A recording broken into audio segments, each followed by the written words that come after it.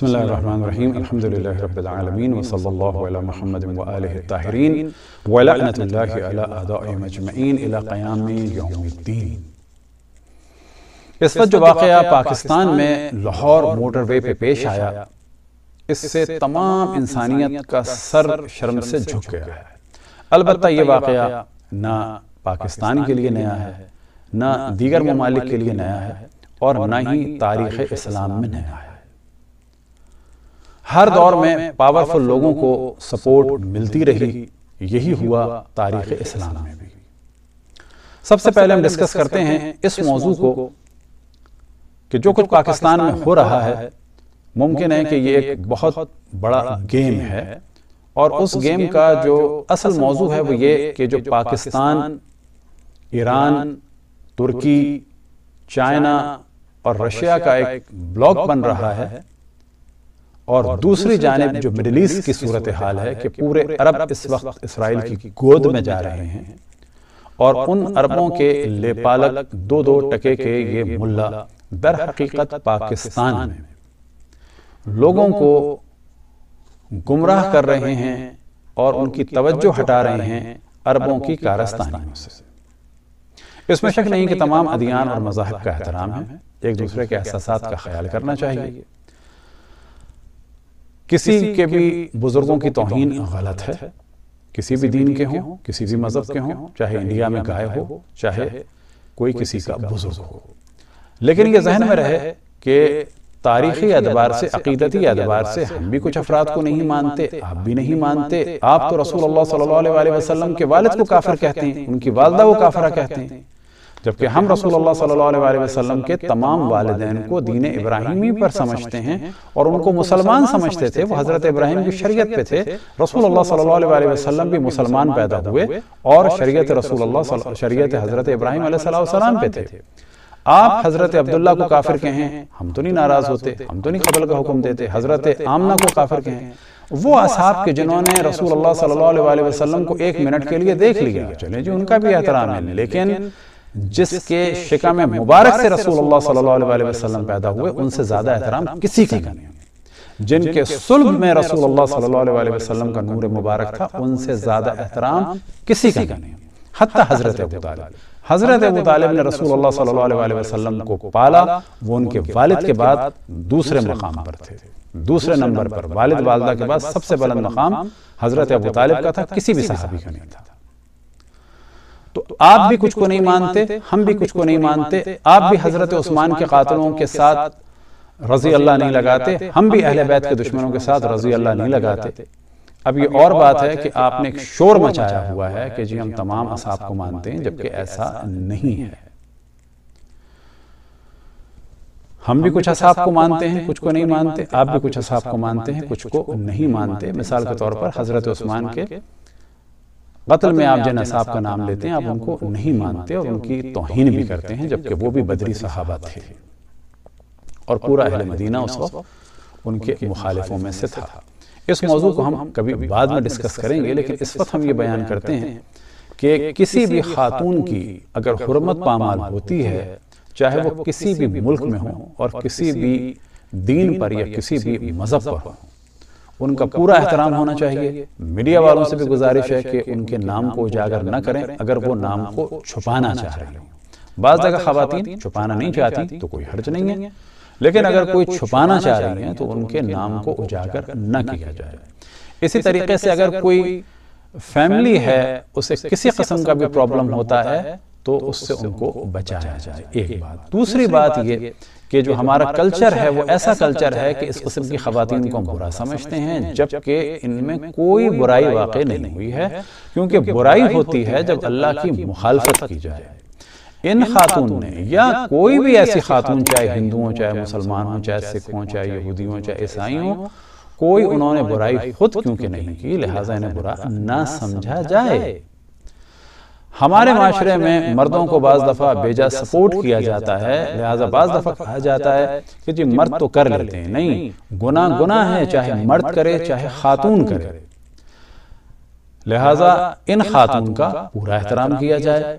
تمام رشتہ داروں سے درخواست ہے کسی بھی اعتبار سے، حتیٰ انگلیوں کی جنبش ہو یا آنکھوں کی حرکت ہو یا لبوں کی حرکت ہو، کسی بھی اعتبار سے ان کو اذیت دینا حرام ہے۔ ان کے شوہر سے بھی گزارش ہے کہ اب یہ نہ سمجھیں کہ ان کی حیثیت ختم ہو گئی ہے، ان کی وہی حیثیت ہے اللہ کے نزدیک، کیونکہ انہوں نے گناہ نہیں کیا ہے۔ بس جان لینا چاہیے برائی گناہ میں ہے، اللہ کی مخالفت میں ہے۔ ایسا کام کہ جو کسی نے خود نہ کیا ہو اس پہ ان کو برا نہیں سمجھنا چاہیے۔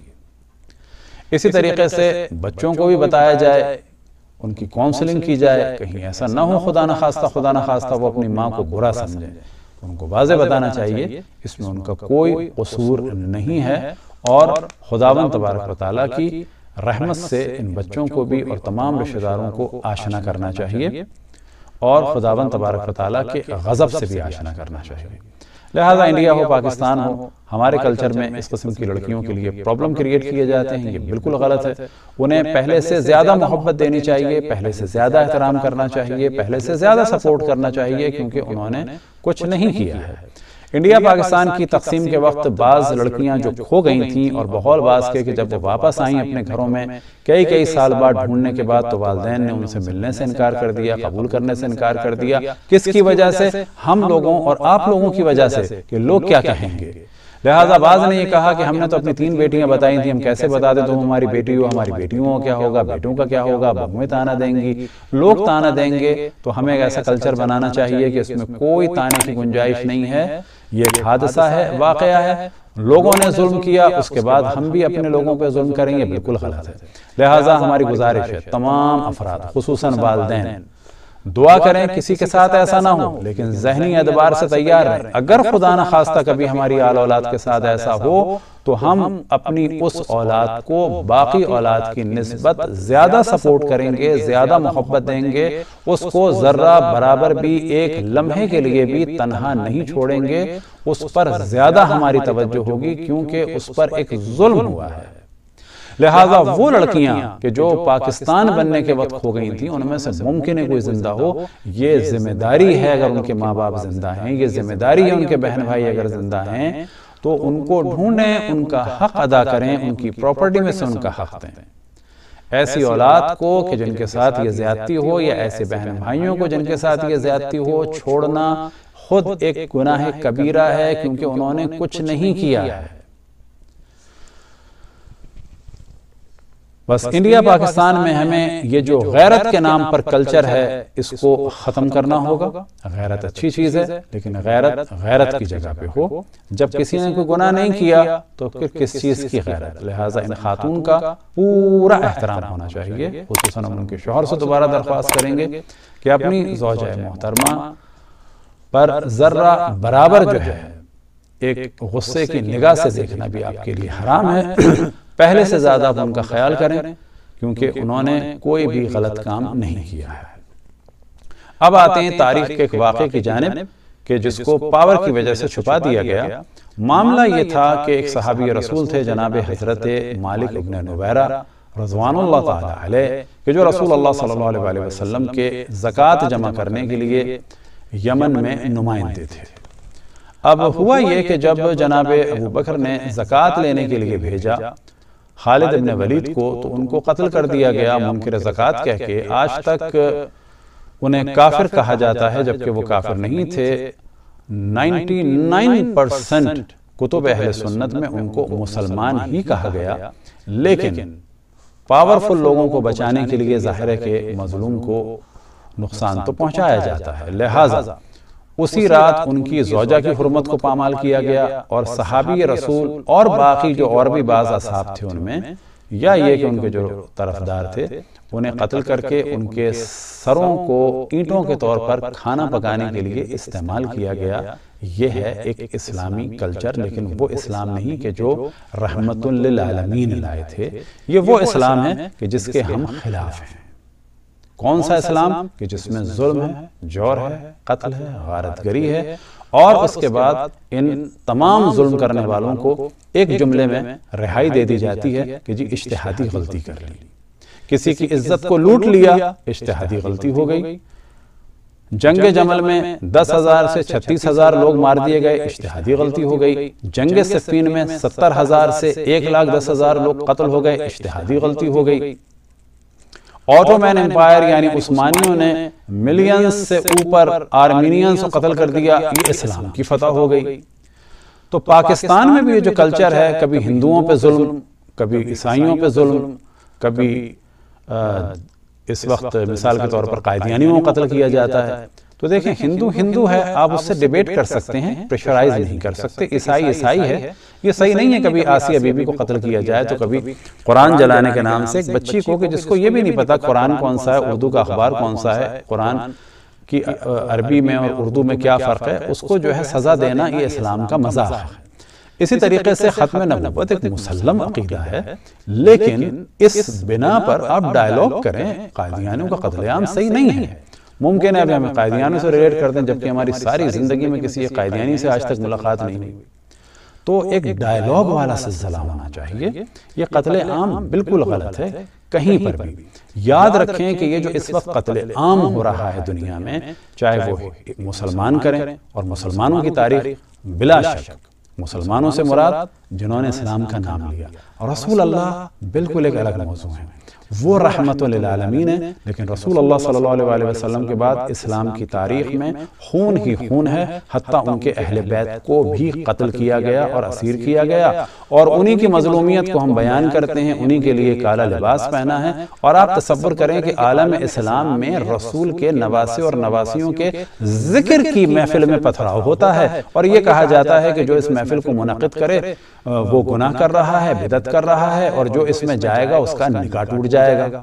تو یہاں پر سمجھنا چاہیے ہمارے برادران اہل سنت کو، اپنے مولویوں کو جاننا چاہیے کہ یہ کتنے عجیب و غریب ہیں کہ رسول اللہ صلی اللہ علیہ وسلم کے نواسے کا غم نہیں مناتے، بلکہ غم کی محفل میں پتھر پڑواتے ہیں۔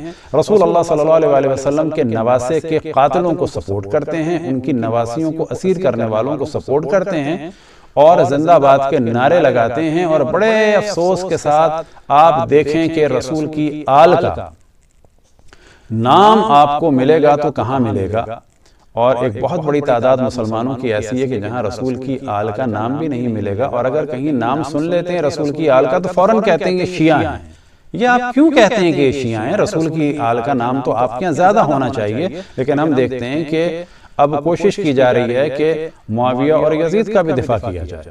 آپ اگر معاویہ کا دفاع کرتے ہیں، یہ کہتے ہیں کہ جی وہ امیر المومنین ہیں، خال المومنین ہیں، تو ایک موضوع انشاءاللہ ہم ڈسکس کریں گے کہ اگر وہ حضرت عائشہ، اگر وہ حضرت ام حبیبہ کے بھائی تھے تو حضرت عائشہ کے بھائی بھی تو جناب حضرت محمد ابن ابو بکر تھے، کہ جن کو معاویہ نے قتل کروا کر ابھی ان کا دم بھی نہیں نکلا تھا تو گھدے کی کھال میں، ایک مردہ گھدے میں ان کو ڈال کر جلا دیا تھا۔ وہ بھی تو صحابی تھے، وہ بھی تو ام المومنین کے بھائی تھے۔ یہ کیا وجہ ہے کہ ایک زوجہ حضرت حبیبہ کے بھائی کو آپ کہہ رہے ہیں خال المومنین، مومنین کے ماموں، اور دوسری زوجہ کے بھائی کو قتل کروانے کے بعد جشن منایا جا رہا ہے؟ تو یہ موضوع تو کبھی بعد میں ڈسکس ہوں گے، لیکن اسلام میں ہمیشہ یہ ہوا کہ ایک ذرا سی بات کر دی گئی کہ یہ اجتہادی غلطی ہوئی اور بڑے بڑے خون معاف ہو گئے۔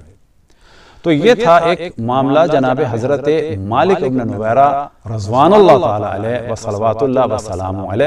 یہ ہم اس وجہ سے کہہ رہے ہیں تاکہ سب کی توجہ ہو اس مظلوم کی جانب، کہ جس کا شاید آج پہلی دفعہ اتنا کھل کے ذکر کیا جا رہا ہے میڈیا پر، ورنہ شیعہ بھی ڈرتے رہے۔ عام طور پہ جب ذکر کرتے تھے تو ان پہ حملہ ہو جاتا تھا، گو کہ ہماری کتابیں بھری پڑی ہیں اس سے، نہ فقط ہماری کتابیں، تمام کتب اہل سنت 99% یہ ہے کہ یہ مسلمان تھے اور انہیں بے قصور مارا گیا، اور دلیل کے طور پہ یہ کہ جناب ابو بکر نے ان کی دیت دی، دلیل کے طور پہ یہ کہ جناب ام تمیم بنت منہال کے جو صحابیہ تھیں ان کی حرمت کو پامال کیا گیا، ان کو اسیر کر لیا تھا، ان کو بھی آزاد کرایا گیا۔ تو اس موضوع کو ہم ڈسکس کر لیتے ہیں، لیکن اس سے پہلے جو جناب ابو بکر کے دو فرمان ہیں جن کو ہم لوگ پسند نہیں کرتے، جب ہم سے کہا جا رہا ہے کہ آپ کیوں نہیں مانتے، تو اب ہمارا رائٹ ہے کہ ہم بتائیں ہم کیوں نہیں مانتے۔ بعض ہستیوں کو پہلی بات یہ کہ یہ ہر انسان کا حق ہے کہ ہم رسول کی آل کو مانتے ہیں، کیونکہ رسول اللہ صلی اللہ علیہ وسلم نے واضح فرمایا تھا کہ میرے 12 خلفاء ہوں گے، ہم ان کو مانتے ہیں۔ اگر کوئی نہیں مانتا ہم انہیں کافر نہیں کہتے، ہم تو نہیں کرتے کسی کو قتل۔ تو جناب حضرت مالک ابن نویرہ رضوان اللہ تعالیٰ علیہ قتل کیے گئے، ان کے سروں کو کاٹ کے اس پہ کھانا پکایا گیا، اینٹوں کے طور پہ استعمال کیا گیا. ان کی زوجہ جناب حضرت ام تمیم بنت منہال کے جو صحابیہ تھیں ان کی حرمت کو پامال کیا گیا. تو جو فرمان تھا جناب ابو بکر کی جانب سے وہ آپ کے سامنے ہم بیان کر دیتے ہیں. لہٰذا فرمان یہ تھا کہ آپ کے سامنے ہے تاریخ طبری جلد دوم، نفیس اکیڈمی اردو بازار سے یہ چھپی ہے. پیج نمبر 79 میں ہیڈنگ ہے مالک ابن نویرہ کی گرفتاری. اس کے نیچے ان کا فرمان ہے یعنی جناب ابو بکر کا. ابو بکر رضی اللہ نے ان کو حکم دیا تھا کہ کن کو حکم دیا تھا؟ یعنی خالد ابن ولید کو اور فوجوں کو. ابو بکر رضی اللہ نے ان کو حکم دیا تھا کہ جب وہ کسی مقام پر پہنچیں اذان دیں اور اقامت کہیں. اگر اس مقام کے باشندے بھی اذان اور اقامت کہیں تو ان سے کوئی تعرض نہ کیا جائے، اور اگر وہ لوگ ایسا نہ کریں تو ان پر فوراً حملہ کر کے سب کو جس طرح چاہیں بے دریغ قتل کر ڈالیں، جلا دیں اور جو چاہے کریں. یعنی اگر اذان نہ دیں تو ان کو مار دو، اور اگر وہ شعائر اسلامی کا جواب دیں تو پھر ان سے زکوٰۃ کا اقرار لیا جائے، اور اگر وہ مان لیں تو بہتر ہے، ورنہ بغیر تنبیہ کے اچانک ان پہ حملہ کر کے ان کو غارت کر دیا جائے.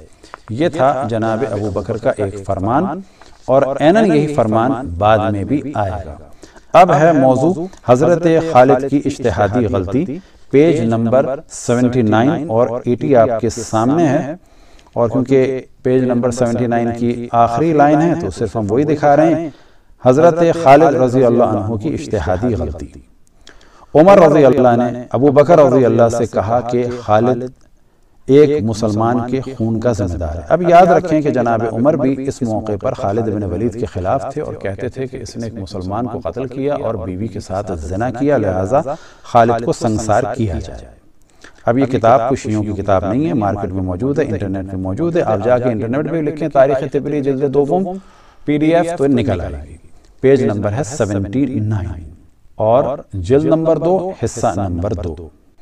عمر نے رضی اللہ نے ابو بکر رضی اللہ سے کہا کہ خالد ایک مسلمان کے خون کے ذمہ دار ہیں، اور اگر یہ بات ثابت نہ ہو سکے تب بھی اس قدر تو ثابت ہے جس سے ان کو قید کر دیا جائے. اس معاملے میں عمر رضی اللہ نے بہت اصرار کیا. کس سے کیا؟ جناب ابو بکر سے. مگر چونکہ ابو بکر اپنے عمال اور آدمیوں کو کبھی قید نہیں کیا کرتے تھے، یعنی وہ جو بھی کریں وہ کر لیں. انہوں نے عمر سے کہا کہ عمر اب اس معاملے میں خاموشی اختیار کرو. خالد سے اجتہادی غلطی ہوئی ہے، تم ان کے بارے میں ہرگز کچھ مت کہو، البتہ مالک کا خون بہا ادا کر دو. یہ جو جناب مالک کا خون بہا ادا کیا اسی وجہ سے کیا گیا کہ وہ مسلمان تھے. ابو بکر رضی اللہ نے خالد کو بلایا، وہ آئے اور انہوں نے اس واقعے کی پوری تفصیل بیان کی اور معذرت چاہی. ابو بکر رضی اللہ نے ان کی معذرت قبول کی، البتہ جنگ کے اثناء میں ان کے نکاح کو برا سمجھا اور ان کو اس بات پر ڈانٹا کیونکہ عرب اس فعل کو مذموم سمجھتے تھے. تو یہ بھی یاد رکھیں نکاح نہیں کیا تھا، اسی وجہ سے ان خواتین کو بعد میں واپس بھی کیا گیا. حضرت خالد کی برطرفی کا مطالبہ.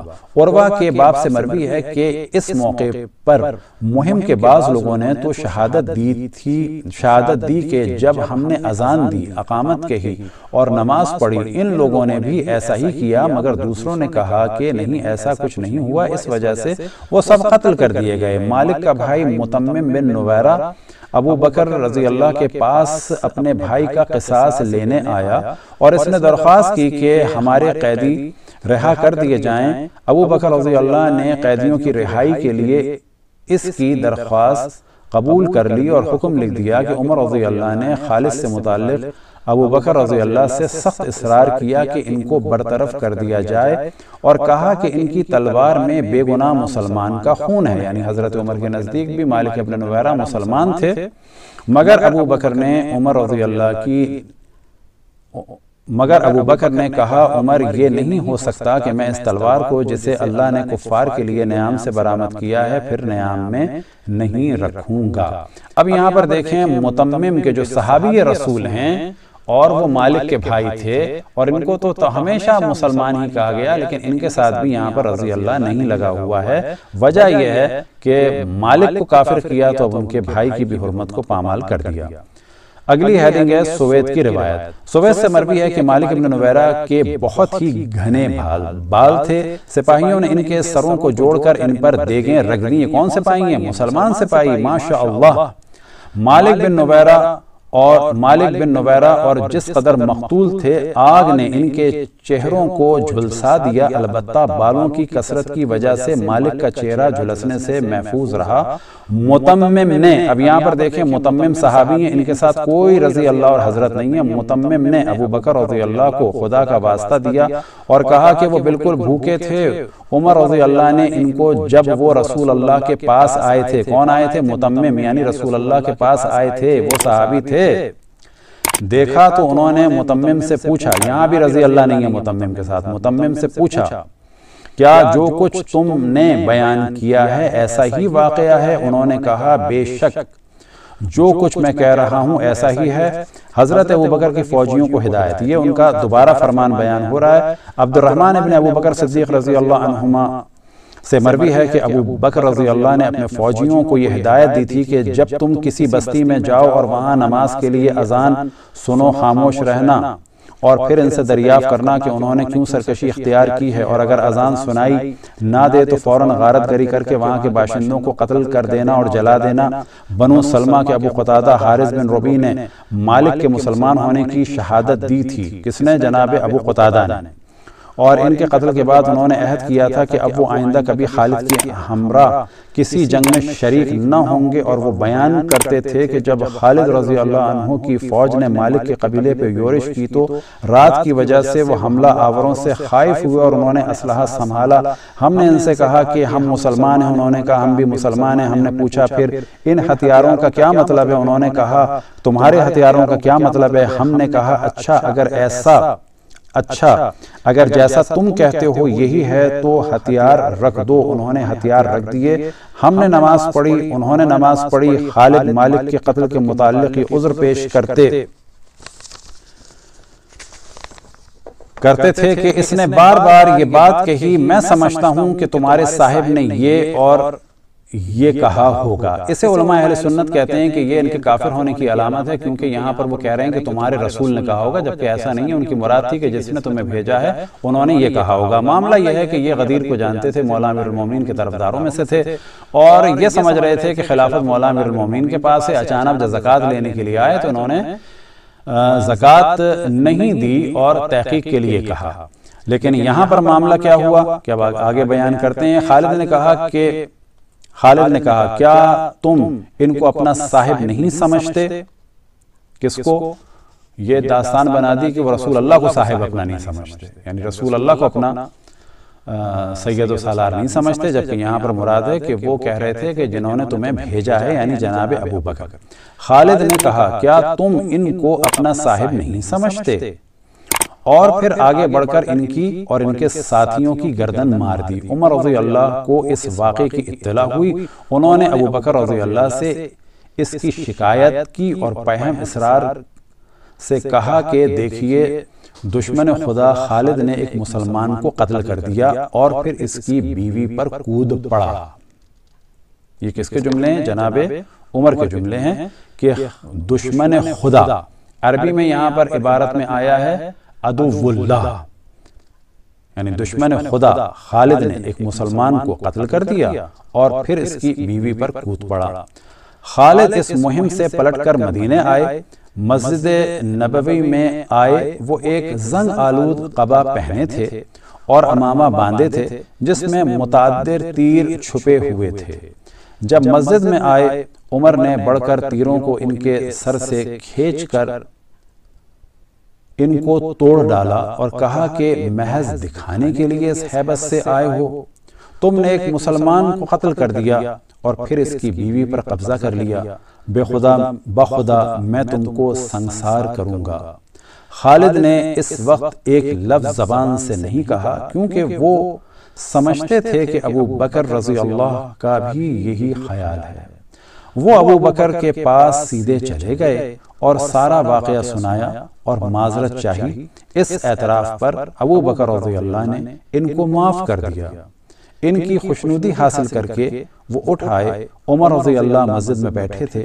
خالد نے کہا اے ام شملہ کے بیٹے، یعنی بجائے احترام کرنے کے کہا، ان کی والدہ کا نام لے کے کہا اے شملہ کے بیٹے، اب آؤ کیا کہتے ہو؟ عمر رضی اللہ تاڑ گئے کہ ابو بکر ان سے راضی ہو گئے ہیں۔ وہ چپکے سے اٹھ کر اپنے گھر چلے گئے اور خالد کو کوئی جواب نہیں دیا۔ اب یہاں پر ڈسکشن ہے کہ عبد بن ازور الاسدی نے مالک کو قتل کیا تھا، مگر کلبی کہتے ہیں کہ زرار بن ازور نے مالک کو قتل کیا تھا۔ تمام ادیان کا، تمام مذاہب کا احترام ہے، ہم تمام سنیوں کو اپنا بھائی، ان کی جان مال عزت آبرو کا احترام کرتے ہیں، لیکن یہ جو پریشر ڈیولپ کیا جا رہا ہے، اس پریشر سے نکل